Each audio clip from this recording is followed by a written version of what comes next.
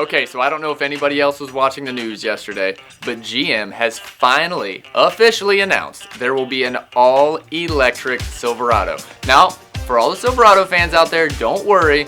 The gas and diesel models aren't going anywhere. The all-electric version will just be another model that Chevrolet is going to have available. So Gilbert Chevrolet is, of course, an EV dealer. So as soon as that is out, we will be able to get you in your very first electric Silverado. This truck is going to have at least a 400-mile range. Like, that's crazy. So 400 miles on a single full charge.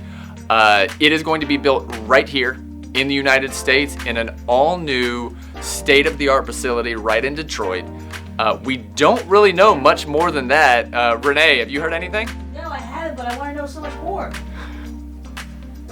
I mean, she sounds excited. I don't know.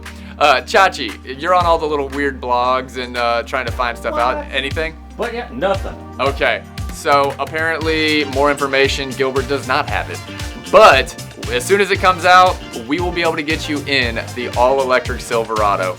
So stay tuned. Hopefully we'll know more, and stop down and see us and find out why people say Gilbert has it. Gilbert Chevrolet, where we speak y'all.